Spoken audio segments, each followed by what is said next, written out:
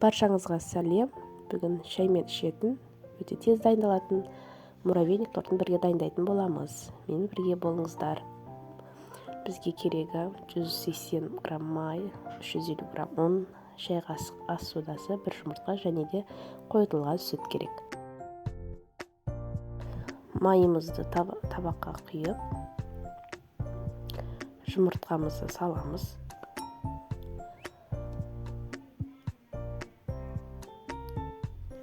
Бір ас қасық қант сеуіп жіберіңіздер, сеппесеңіздер болады. Араластырып,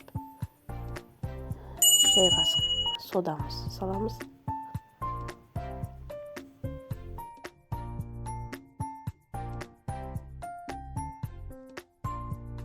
Ұнымызды електен өткізіп, біртіндеп салып, қасықпен араластырып отырамыз.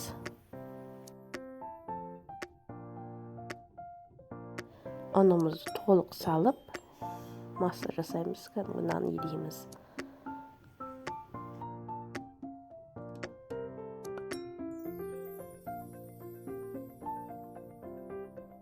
Нанымызды тыңдырып, салафанға салып, 30 минутқа тоңазытқышқа салып қатырып қоямыз.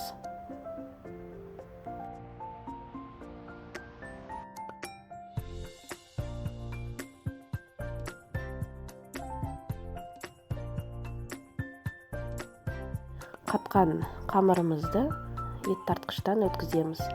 Болмаса теркадан да өткізсеңіздер болады. Маған бұлай ыңғайлы.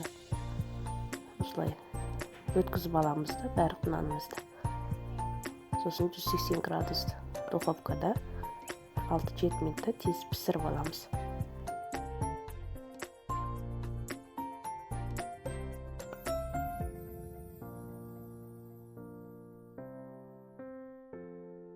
Біздің қамырымыз пісті. Осылай сарғышты болған кезде духовкадан алып аламыз.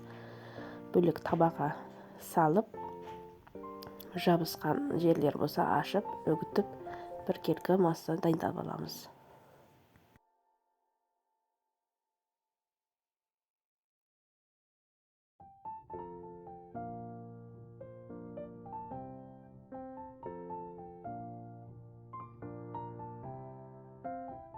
Бәрін бір келкі жасап алған соң, бетіне қойытылған сүтімізді құйып, қолымызбен араластырамыз.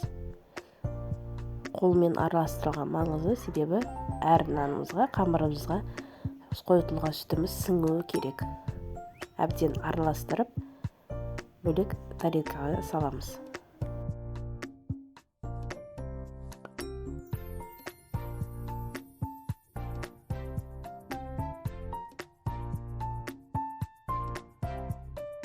Осылай қасықпен әдемілеп осындай тарелкаларға саламыз. Менде бұндай тарелкадан 6 тарелка шықты. Сонда 6 порция шығады.